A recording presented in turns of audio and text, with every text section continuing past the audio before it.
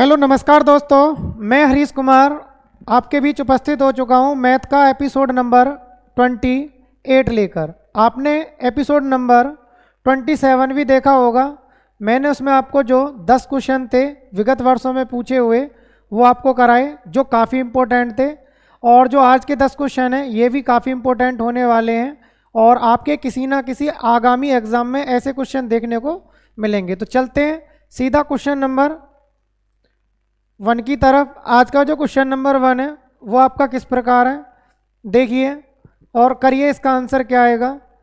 तो इसे पढ़िए पहले। इसमें बोला क्या है, इसमें बोला है मिश्रित आवर्ती दशमलव 0.3586868686 डैट डैट डैश ये आपका गया है को अंश के रूप में व्यक्त करें।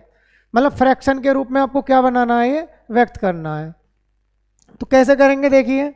इसका जो मतलब होगा, इसका मतलब आप ये लिख सकते हैं 0.35। अब देखिए पुनरावृत्ति किसकी हो रही है, तो आप बोलेंगे सर पुनरावृत्ति हो रही है 86 86 86। तो बार बार जो पुनरावृत्ति हो रही है वो 86 की हो रही है। 86 पे हम बार लगा देंगे। बार लगाने के बाद अब ये देखिए, आपको पता है कि फ्रैक्शन में कैसे चेंज करते हैं। तो देखिए जितने अंकों पे बार होता है, जितने अंकों पे बार होता है उतने 9 के अंक बनाइए। हर में उतने ही क्या बनाएंगे, 9 के अंक। अब देखिए दशमलव के बाद जितने अंकों पर बार नहीं है उतनी क्या बनाएंगे हम, उतनी 0 बनाएंगे, क्योंकि 2 अंक ऐसे हैं जिन पर बार नहीं है। ऊपर क्या करेंगे, टोटल नंबर उतार लेंगे 3586। इसमें से हम वह नंबर घटा देंगे जिस पर बार नहीं है, वो क्या आपका 35। तो ये आपका किस में बदल जाएगा, फ्रैक्शन में। देखिए घटाइए कितना आएगा, तो ये आएगा आपका 1। 8 में से 3 घटाएंगे तो ये आएगा आपका 5 5 3/9 तो चेक करिए ये किस ऑप्शन में दिया है। ये ऑप्शन नंबर डी में दिया है। ऑप्शन डी इसका क्या जाएगा, करेक्ट आंसर। अब चलते हैं क्वेश्चन नंबर नेक्स्ट की तरफ। तो ये समझ में आपके में आ गया होगा। एक बार फिर समझा दूं। ऐसे क्वेश्चन में आपको देखना पुनरावृत्ति किसकी हो रही है। तो आप बोलेंगे सर पुनरावृत्ति हो रही है 86 86 86। तो 86 पे क्या लगा देंगे, बार। अब इसको फ्रैक्शन में कैसे चेंज करेंगे, जितने अंकों पर दशमलव के बाद जितने अंकों पर बार होता है उतने 9 के अंक। दशमलव के बाद जितने अंकों पर बार नहीं होता है उतने 0। फिर अंश में क्या करेंगे, टोटल नंबर उतार लीजिए। टोटल नंबर उतारने के बाद उसमें से हम क्या घटाएंगे, जिस पर बार नहीं है, और वो क्या है 35। तो आपका सीधा आंसर आ जाएगा। अब चलते हैं क्वेश्चन नेक्स्ट की तरफ। पढ़िए और इसका आंसर दीजिए। देखिए ये जो क्वेश्चन है इसमें बोला गया है निम्नलिखित में सबसे बड़ी संख्या कौन सी है। तो आपको जो बताना है वो बताना है सबसे बड़ी संख्या कौन सी है। देखिए यहाँ पर मैंने देखा कि हर बड़े हैं और अंश क्या है, सबके छोटे हैं। तो मैं एक स्टेप क्या करूँगा, हर माइनस अंश। देखो 9 में से 7 घटाएंगे तो कितना आएगा, 2। यहाँ देखिए 11/13 में से 11 घटाएंगे तो कितना आएगा, 2। इधर देखिए ये कितना है 16। अगर मैं 19 में से 16 घटाता हूँ तो ये कितना आएगा, 3। अब देखिए ये कितना है 21। 21 में से 25 में से 21 घटाएंगे तो कितना आएगा आपका, 4। अब देखो आपको बहुत आसानी से दिख जाएगा कौन बड़ा है और कौन छोटा है। देखो इसका मतलब क्या होता है, इसका मतलब होता है 3.5, इसका मतलब होता है 5.5, और इसका मतलब होता है आपका 5.3 के समथिंग आएगा, 5.3। भाई 3 पंजे 15, 1 बचेगा, दशमलव से 0 बढ़ाएंगे, 3 3 है 9, और इसका मतलब आएगा 4 पंजे 20 और 4 दूनी 8, 4 पंजे 20। तो यार बैठता आपका 5.25। अब बताइए सबसे बड़ा नंबर कौन सा आ रहा है। तो आप बोलेंगे सर सबसे बड़ा जो आ रहा है वो आ रहा है 5.5। तो 5.5 सबसे बड़ा है, तो इसकी एक्चुअल वैल्यू किससे आया था, ये आया था 11/13 से। तो सबसे बड़ा भिन्न जो हो जाएगा वो कौन सा हो जाएगा, 11/13। ऑप्शन नंबर बी इसका क्या जाएगा, करेक्ट आंसर। चलिए अब नेक्स्ट क्वेश्चन देखते हैं। देखिए ये क्वेश्चन भी आपका काफ़ी अच्छा है, जल्दी से पढ़िए और कमेंट करके अपना आंसर दीजिए। जो छात्र ऐसे क्वेश्चन निकालना जानते हैं वो जल्दी जल्दी कमेंट करके अपने आंसर दीजिए। और हम देखते हैं कोई भी छात्र कमेंट ही नहीं करता है, इसका मतलब आप जानते नहीं हो इन क्वेश्चनों को निकालना क्या। तो देखो कमेंट भी कीजिए, क्योंकि ऐसे छात्र जरूर होंगे जो पहले से ऐसे क्वेश्चन निकालना जानते हैं, तो वह कमेंट करके आंसर दीजिए। जो छात्र नहीं जानते हैं वो इन्हें सीखने का प्रयास करें, क्योंकि आगामी जो भी एग्जाम होगा उसमें इसी टाइप के आपको क्वेश्चन देखने को मिलेंगे। बताइए इसका आंसर क्या आएगा। तो देखो इसमें क्या बोला है, इसमें बोला है 80 वस्तुओं का क्रय मूल्य। देखो 80 वस्तुओं का जो सीपी है वो क्या है, 50 वस्तुओं के विक्रय मूल्य के बराबर है। तो विक्रय मूल्य के बराबर है 50 वस्तुओं के किसके बराबर है, विक्रय मूल्य मतलब एसपी के। तो यहाँ से अगर मैं रेशियो निकालता हूँ तो देखो 0 से 0 कट गया। अगर सीपी अपॉन एसपी का मान निकालते हैं तो वो कितना आ जाना आपका 5/8। इसका मतलब वस्तु 5 में खरीदी गई है और बेची कितने में जा रही है वस्तु, 8 में। 5 की खरीद कर यदि मैं 8 में बेच देता हूँ तो बताइए लाभ होगा हानि। तो आप बोलेंगे सर लाभ, लाभ कितने का हुआ, 3 का। तो ये पूछा गया प्रॉफिट का परसेंट निकालिए। 3 का प्रॉफिट किस पे हुआ, तो आप बोलेंगे सर 5 पर। परसेंट में बदलेंगे तो गुणा 100। 5 से काटिए इसको, 5 से काटेंगे तो ये कितनी बार कट जाएगा, 20। 20 तिया 60%। इसका क्या आ जाएगा करेक्ट आंसर, ऑप्शन डी इसका करेक्ट आंसर आ जाना है। तो ये क्वेश्चन आपकी समझ में आ गया होगा। अब देखिए नेक्स्ट क्वेश्चन किस प्रकार है, करिए इसका आंसर क्या आएगा। जल्दी से कमेंट कीजिए इसका आंसर क्या आएगा, कमेंट करिए क्या आएगा इसका आंसर। तो देखो मैं आपको बता दूं करना कैसे है। इसमें एक किताब के विक्रय मूल्य मतलब एसपी और क्रय मूल्य अर्थात सीपी का जो अनुपात दिया है वो दिया है 3:4। तो इसका मतलब किताब 4 रेशियो में खरीदी गई है और 3 रेशियो में बेच दी गई है। तो ये बताइए प्रॉफिट होगा या लॉस। तो आप बोलेंगे सर ये तो लॉस हो गया। कितने का लॉस हो गया, 1 का, क्योंकि 4 की खरीद कर यदि 3 की बेचोगे तो लॉस कितने का हो जाना है, 1 का। लॉस का परसेंट निकालिए। 1 का लॉस जो हुआ है वो किस पर हुआ है, 4 पर। परसेंट में बदलेंगे तो गुणा 100। 4 से काटिए इसको तो ये कितनी बार कट जाएगा, 25। 25% की क्या हो जानी है, हानि। तो चेक करिए 25% की हानि किस ऑप्शन में दी है, ऑप्शन डी इसका क्या आ जाएगा करेक्ट आंसर। तो ये आपका 2019 एसएससी जीडी में पूछा गया है। आगे भी किसी ना किसी एग्जाम में इस टाइप का आपको क्वेश्चन देखने को मिल जाना है। देखिए ये क्वेश्चन काफ़ी अच्छा है। जल्दी से कमेंट कीजिए इसका आंसर क्या आएगा, जल्दी कमेंट कीजिए। जो छात्र महारथी हैं जल्दी से कमेंट करिए इसका आंसर क्या आएगा। 30 सेकंड का आपको समय मिलता है, जल्दी से कमेंट करिए इसका आंसर क्या आएगा, बताइए। तो जल्दी से कमेंट करके आप बताइए आपका आंसर क्या आएगा। देखिए मैं आपको समझा देता हूं करना कैसे है। जिन छात्रों पे ऐसा क्वेश्चन नहीं आता वो इसे समझने की कोशिश करें। देखिए इसमें बोला गया है किसी वस्तु का विक्रय मूल्य 3 गुना होने पर लाभ 4 गुना हो जाता है। विक्रय मूल्य 3 गुना होने पर लाभ जो हो जाता है क्या गुना हो जाता है, 4 गुना। तो लाभ प्रतिशत कितना होगा, मतलब वास्तविक लाभ प्रतिशत कितना है, ये ज्ञात इसमें करना है। तो देखो करना कैसे है हमें। यहाँ पे मान लेंगे हम सीपी, ये SP1 और ये SP नंबर 2, क्योंकि SP नंबर 2 जो है कितना गुना करना है हमें, 3 गुना, क्योंकि 3 गुना बोला है इसने। तो देखिए इसमें आप रीजनिंग वाला माइंड लगाएंगे थोड़ा सा। जैसे मान लीजिए किसी वस्तु का क्रय मूल्य मैंने क्या मान लिया 1, और वो बेच कितने की रहा हूँ मैं उसको 2 की। तो आप बताइए जब 2 की बेचूंगा अगर 3 गुना कर दूँ तो बचे कितने की, 3 दूनी 6 की। तो ये बताइए ये लाभ कितने का हुआ।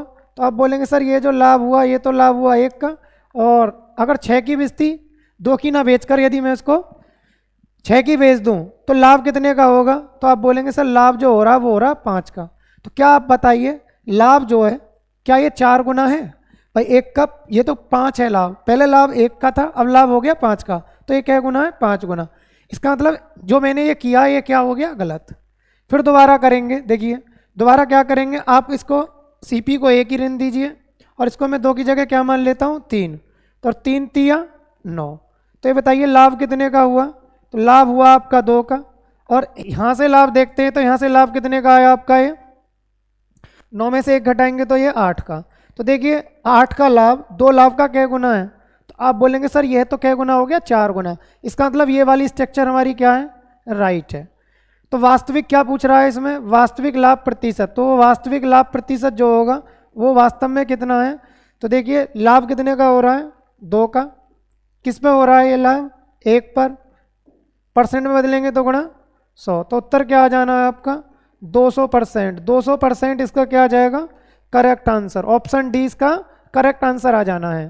तो ऐसा क्वेश्चन पेपर में बहुत पूछा जाता है। और आपके जो विगत वर्षों में एग्जाम हुए, यूपी का एग्जाम उठा लो आप, यूपीएसआई में भी ऐसा क्वेश्चन आया था।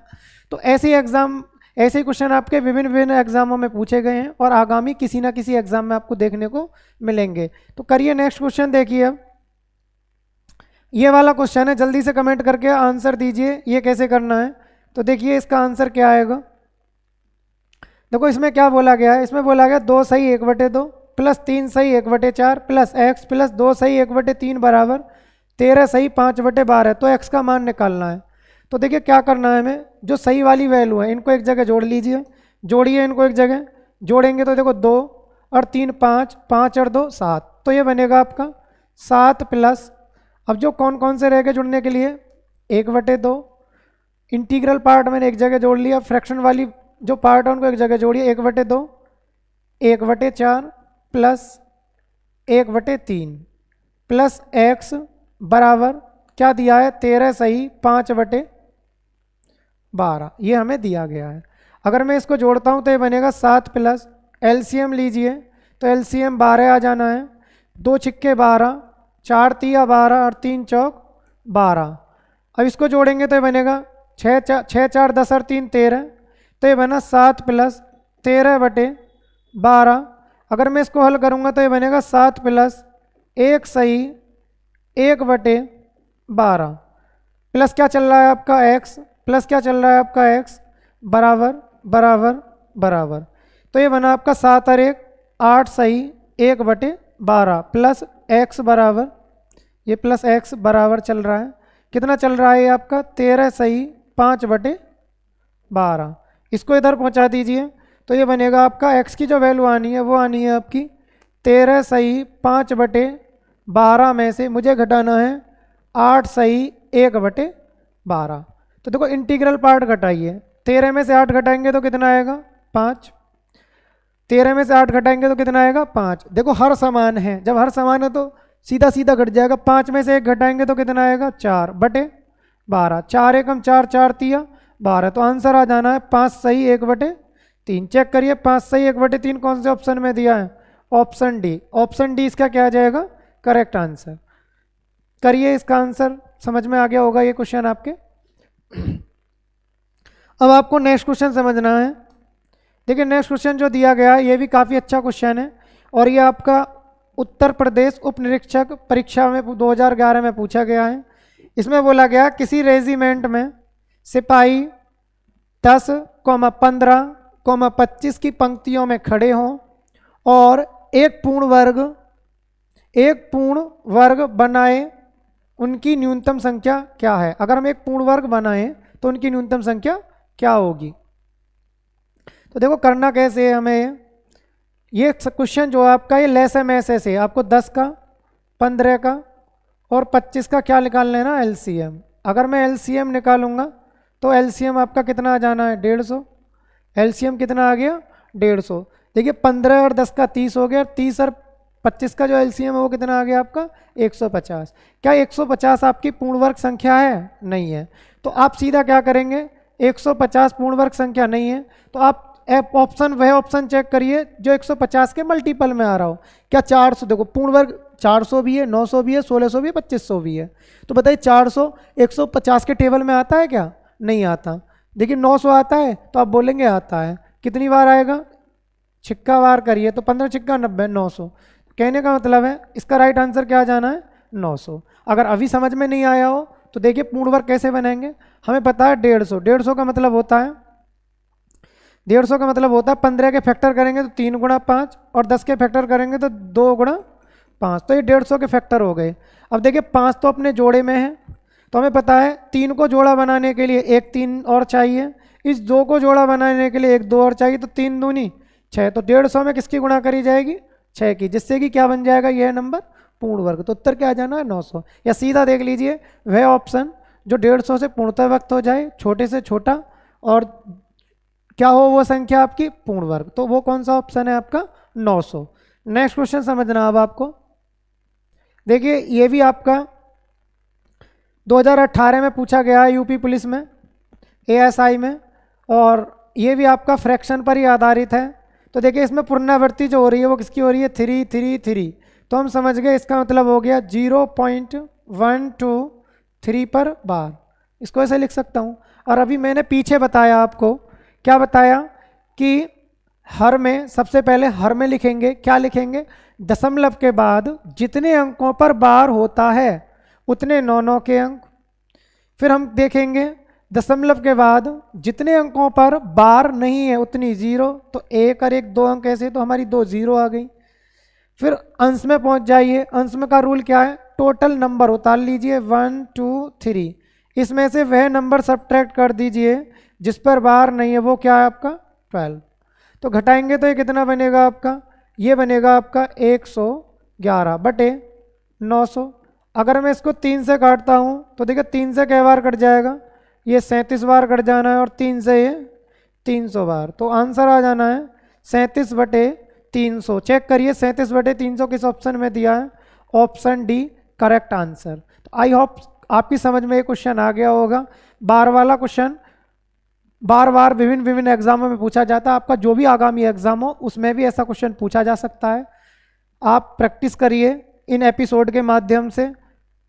देखिए ये क्वेश्चन आपका बहुत ही आसान क्वेश्चन है, पढ़िए और जल्दी से इसका आंसर दीजिए। और थोड़ा सा ये इंग्लिश में गलत लिखा हुआ, आप इंग्लिश में ना देखें, थोड़ा इंग्लिश में ये छूट गया है तो हिंदी में देखिए और जल्दी से इसका आंसर दीजिए, क्या आएगा। बहुत ही अच्छा क्वेश्चन है। देखिए देखकर हमें डर सा लग रहा होगा कि पता नहीं क्या पूछ रहा है, इतना बड़ा क्या है ये, लेकिन ये उतना ही आसान है जितना ये बड़ा दिख रहा है। करिए, इसमें देखो इसमें बोला गया है एक स्कूल में मैकेनिकल विभाग के A1, A2 और B1 अनुभाग में छात्रों की संख्या क्रमशः 72, 96 और 144 है। फिर बोला है प्रत्येक कक्षा में छात्रों की संख्या बहुत ज़्यादा होने के कारण प्रधानाचार्य कमरों की संख्या बढ़ाना चाहते हैं, तो कमरे की कितनी न्यूनतम संख्या की आवश्यकता होगी यदि हर कमरे में बैठे हुए छात्रों की संख्या समान हो और प्रत्येक कमरे में केवल एक ही अनुभाग से छात्र होने चाहिए। कहने का मेरा मतलब ये है जैसे 72 छात्र है A1 के, ठीक है, तो ऐसा नहीं है कि आप 72 छात्र में से मान लीजिए 6 छात्र ले लीजिए और 96 में से 5 छात्र ले लीजिए, तो ऐसा नहीं करेंगे। क्योंकि अगर जो भी क्लास आप बना रहे हैं उस क्लास में आप जो भी छात्र बैठाएंगे तो वो किसके बैठाएंगे A1 के। चाहे A1 जो अनुभाग है इससे चाहे क्लासरूम 5 बन जाएं इसके तो कोई दिक्कत नहीं है, लेकिन जो भी छात्र A1 अनुभाग का बैठेगा उसमें B1 का एंट्री नहीं करेगा। तो ये सवाल जो हुआ ये किसका हुआ आपका क्वेश्चन, तो ये क्वेश्चन हुआ आपका मैसे का। ये क्वेश्चन सीधा सीधा मैसे का क्वेश्चन है।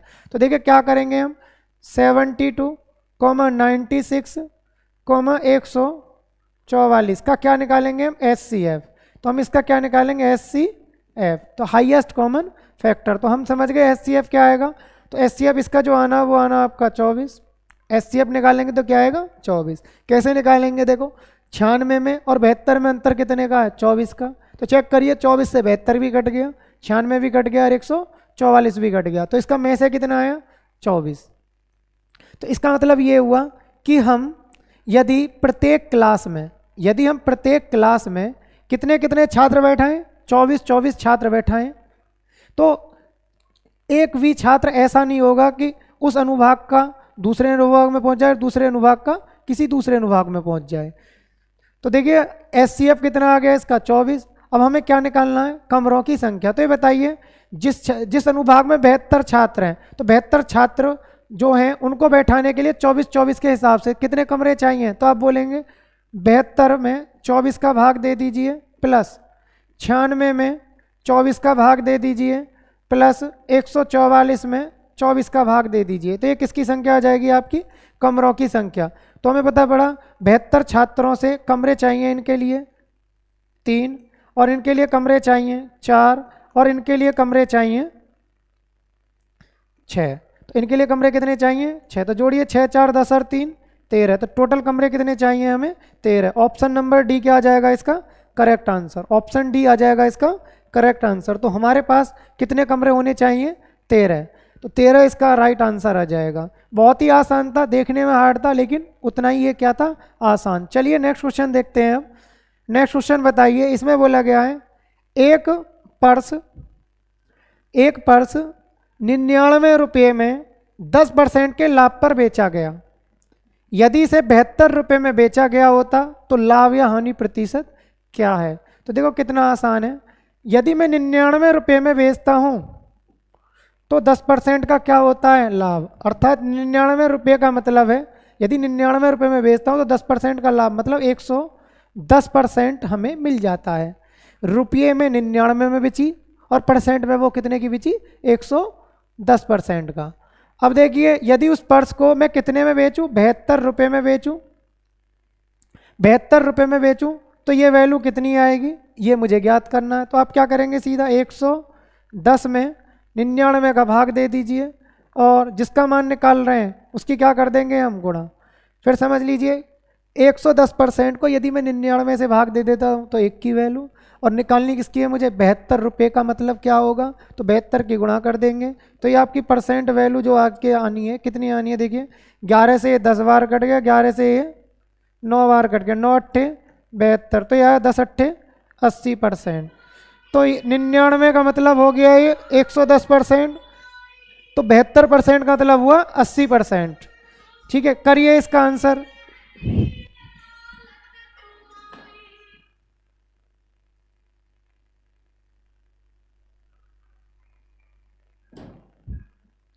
करिए इसका आंसर, आपकी समझ में आ गया होगा।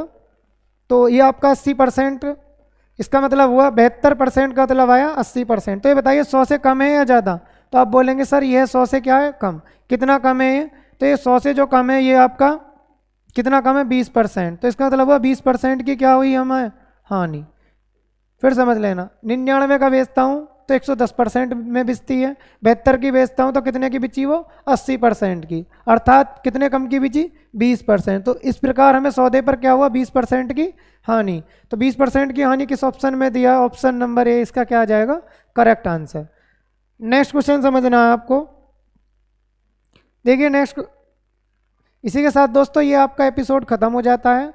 ठीक है, 10 क्वेश्चन आपके कंप्लीट हो गए इस सेशन के, और मैं आपको नेक्स्ट एपिसोड में फिर 10 क्वेश्चन कराऊंगा जो प्रीवियस ईयर में पूछे गए हैं और आगामी किसी ना किसी आपके एग्जाम में आएंगे। जैसे आपका यूपी पुलिस एग्जाम आ रहा, दिल्ली पुलिस है, और भी एसएससी का कोई भी एग्जाम हो, तो सभी में ये क्वेश्चन ऐसे आ सकते हैं। आप इन्हें रिवाइज करें, तैयार करें। इसी के साथ दोस्तों मैं आपसे विदाई लेता हूँ। जय हिंद, जय भारत।